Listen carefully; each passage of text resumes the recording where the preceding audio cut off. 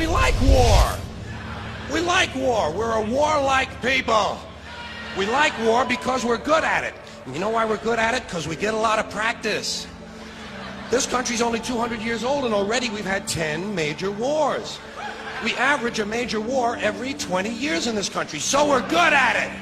And it's a good thing we are. We're not very good at anything else anymore. Huh? Can't build a decent car, can't make a TV set or a VCR worth a fuck. Got no steel industry left, can't educate our young people, can't get health care to our old people, but we can bomb the shit out of your country, all right? Especially if your country is full of brown people. That's our new job in the world, bombing brown people. Iraq, Panama, Grenada, Libya, you got some brown people in your country, tell them to watch the fuck out, or we'll goddamn bomb them. Well, when's the last white people you can remember that we bombed? Can you remember the last white, can you remember any white people we've ever bombed? The Germans, those are the only ones, and that's only because they were trying to cut in on our action. They wanted to dominate the world. Bullshit, that's our fucking job. Now, you probably noticed I don't feel about that war the way we were told we were supposed to feel about that war, the way we were ordered and instructed by the United States government to feel about that war. My mind doesn't work that way. I got this real moron thing I do, it's called thinking. And I'm not a very good American because I like to form my own opinions. I don't just roll over when I'm told to. Sad to say, most Americans just roll over on command. Not me. I have certain rules I live by. My first rule, I don't believe anything the government tells me. Nothing. Zero.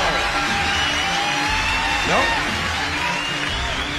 And I don't take very seriously the media or the press in this country, who in the case of the Persian Gulf War were nothing more than unpaid employees of the Department of Defense, and who most of the time function as kind of an unofficial public relations agency for the United States government. So I don't listen to them, I don't really believe in my country, and I gotta tell you folks, I don't get all choked up about yellow ribbons and American flags. I consider them to be symbols, and I leave symbols to the symbol-minded.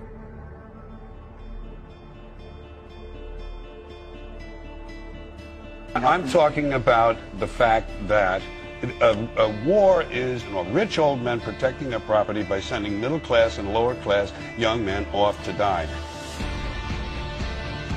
Forget these foolish elections. The owners of this country don't care about the poor in general. The owners of this country, what are we going...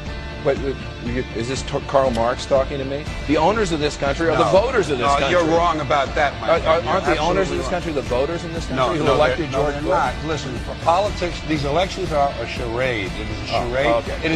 They are meant to... Well, I'll tell you, just listen for a minute. Learn a little something. The elections and politicians are in place in order to give Americans the illusion that they have freedom of choice. You don't really have choice in this country.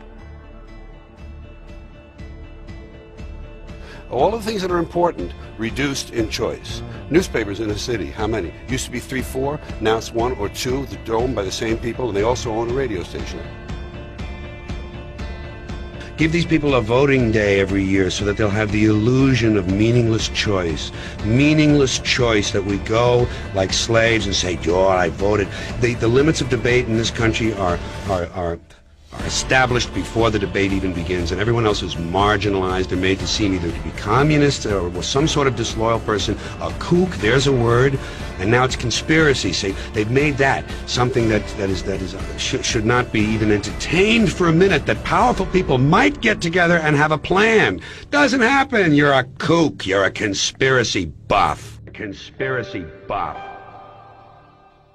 Not as a result of a conspiracy, but because... You don't need a formal conspiracy when interests converge. These people went to the same universities and fraternities. They're on the same boards of directors. They're on the same country clubs. They have like interests. They don't need to call a meeting. They know what's good for them, and they're getting it. And there used to be 7 oil companies. There are now 3. It will soon be 2. The things that matter in this country have been reduced in choice. There are 2 political parties. There are a handful of insurance companies. There are about 6 or 7 information things. But if you want a bagel, there are 23 flavors because you have the illusion. You have the illusion of choice. Right. You don't get the real importance. There's no freedom of choice. That's a great